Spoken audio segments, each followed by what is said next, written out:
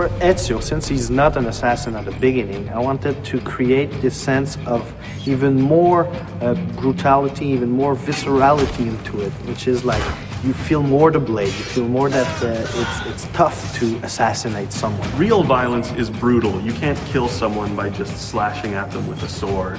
You know, when you kill someone, there's an effect. Your weapon reacts, you know, gets stuck in their bodies.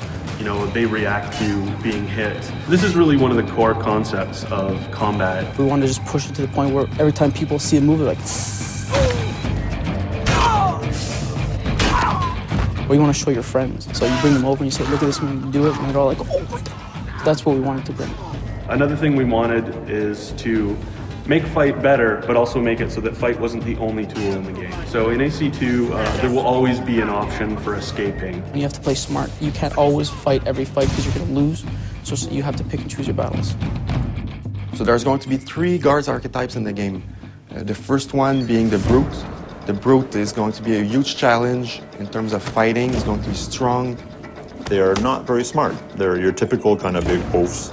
And they're very susceptible to sort of social gameplay. So you can blend, they'll never figure out that you're in a blend spot.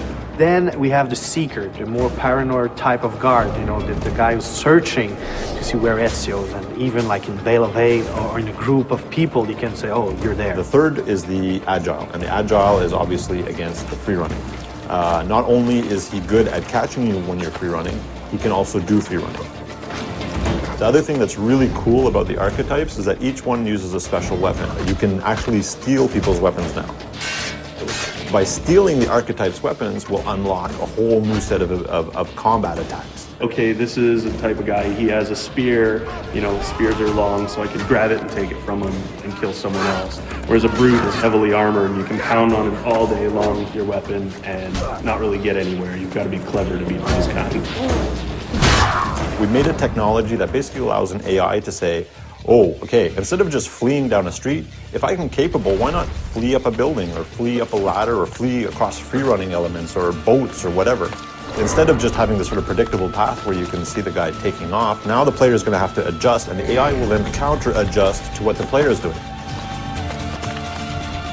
In AC2, we have a bunch of new weapon types. We have maces, two-handed weapons, axes and swords.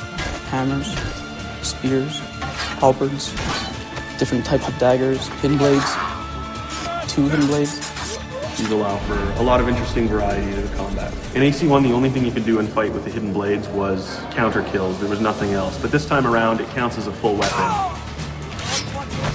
You're going to want to be more visceral. You're going to want to attack. You're going to want to kill. You're more of a badass.